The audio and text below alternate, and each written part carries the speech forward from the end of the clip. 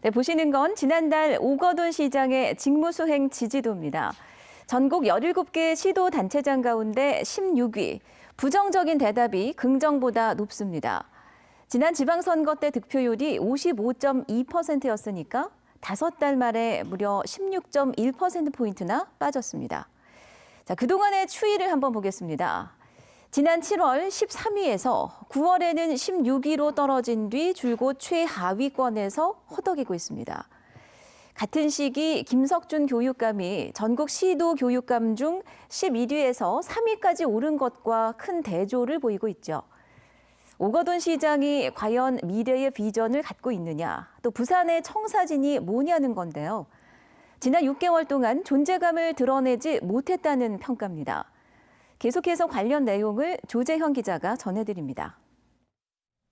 부산진역에서 사상을 거쳐 구포역까지 16.5km. 도심을 갈라놓은 이 철로를 없애고 대신 철로를 땅 밑으로 건설하는 경부선 철로 지하화 사업이 첫 단추를 끼웠습니다. 사업 타당성 용역비 35억 원을 정부로부터 따낸 겁니다. 이 사업 과연 실현될지는 지켜봐야겠지만 오거돈 시장 6개월 최대 성과로 꼽힙니다. 내년도 국비 확보를 홍보하는 현수막이 시내 곳곳에 나붙었습니다. 역대 최대, 지난해보다 9.8% 증가. 부산시 보도자료에도 시민과 함께 이뤄낸 쾌거라며 오거돈 시장의 치적을 과시합니다. 하지만 좀 더 들여다보면 살짝 얘기가 달라집니다. 내년도 우리나라 예산 자체가 대폭 늘어난 덕분에 이는 부산뿐 아니라 전국적인 현상으로 증가율도 17개 시도 가운데 중간 정도입니다. 이 정도를 성과로 포장할 정도로 6개월간 보여준 건 미미합니다.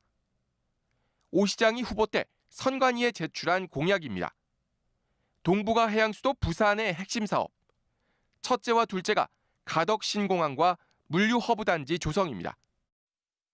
하지만 물류 허브 단지 조성은 아예 시도조차 못하고 있습니다. 이곳 강서 지역 1138만 제곱미터, 344만 평의 그린벨트, 개발 제한 구역을 해제해 국제자유 전용 물류 도시를 건설한다는 거였지만 이건 애초부터 불가능한 숙제였습니다.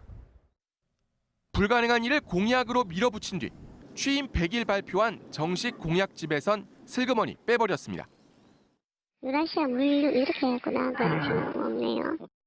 꼭 인수위에 문의해 보셔야 돼요.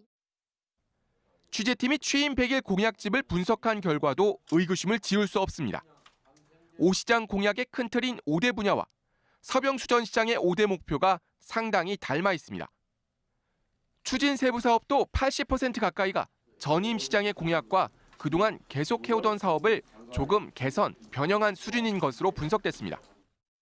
공약 안에도 그런 내용들이 사실은 좀 부족한 부분들이 있었다고 생각을 하는데 그 공약을 실행해 나가는 과정에서도 제대로 그 방향을 못 잡고 있는 부분들이 굉장히 있지 않는가.